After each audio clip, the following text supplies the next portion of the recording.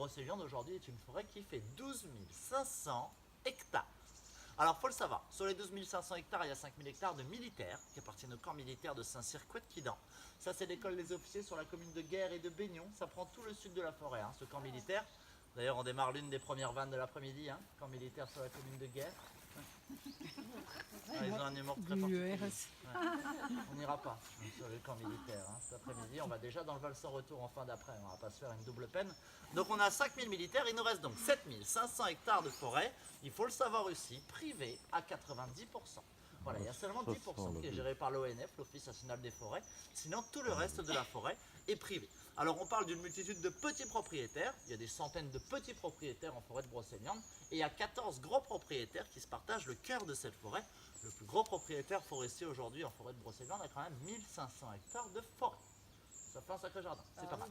Nous, en fait, on signe des conventions avec ces propriétaires pour traverser leur terrain, pour aller voir ce qu'on appelle les hauts lieux légendaires. C'est ce qu'on va faire tout au long de l'après-midi.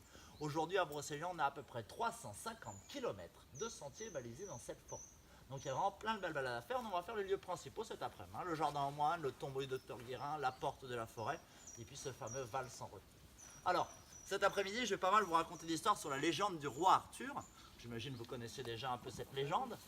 Déjà, le roi s'appelle Arthur. C'est la légende du roi Arthur. Celui qui a le bout dur. Excellent, voilà. Vous êtes adapté à mon niveau d'humour, c'est pour ça oui, j'essaye. Arthur qui a le bout dur, d'accord, ok. Alors, du coup, ouais. Mais j'ai démarré avec des vannes bien pourries, donc forcément, voilà, les gens s'adaptent. Qu'est-ce que je veux dire En fait, quand on parle du royaume légendaire d'Arthur, c'est le royaume des deux Bretagnes. La grande, l'Angleterre, l'Écosse, le Pays de Galles, l'Irlande, et la petite Bretagne, nous sommes actuellement, qui s'appelait à l'époque l'Armorique. Donc en fait, ici en Armorique, notamment dans cette forêt de Brocéliande, il y a plein d'épisodes de cette légende qui se sont passés ici. C'est ce que je vais vous expliquer tout au long de l'après-midi. On va parler d'Arthur, on va parler des chevaliers de la table ronde, on va parler aussi des fées dans la légende arthurienne. Vous connaissez qui comme fée dans la légende? La fée Morgane, ouais. Il y en a une autre? Viviane, exactement.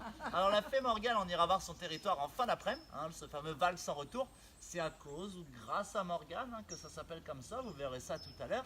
Et puis on va parler aussi de la fée Viviane. On va parler aussi d'autres fées puisqu'on va aller voir un étang en fin d'après-midi qui s'appelle le miroir aux fées. Très important, toutes les fées dont je vous parle cet après-midi, fée Morgane, fée Viviane, les fées qui habitent dans l'étang du miroir aux fées, sont des fées qui ont taille humaine. D'accord? Ça c'est vraiment très important. En général, quand on parle de fées dans notre imaginaire collectif, on a tous l'impression de voir la fée Clochette, qui fait une vingtaine de centimètres de haut. Ça va être un petit peu dur ce que je vais vous dire là, en début d'après-midi. Il va falloir être assez fort. La fée Clochette n'habite pas en forêt de Brocéliande. Ça va? C'est Ça dans va, Mickey, dur ça. quand même. Oh, non, j'espère. Vous êtes un peu sensible, je trouve. En fait, vous êtes planté de route, c'est Marne-la-Vallée qu'il faut prendre pour la fée Clochette. Ouais, c'est pas Brocéliande, c'est pas le même endroit. On va parler aussi d'autres créatures magiques, on va parler des elfes, des dragons, des géants, on va parler des trolls. Et puis on a aussi des petits lutins dans la forêt de Brocéliande qu'on appelle les corrigans. Ça vous parle un peu ça? Ouais.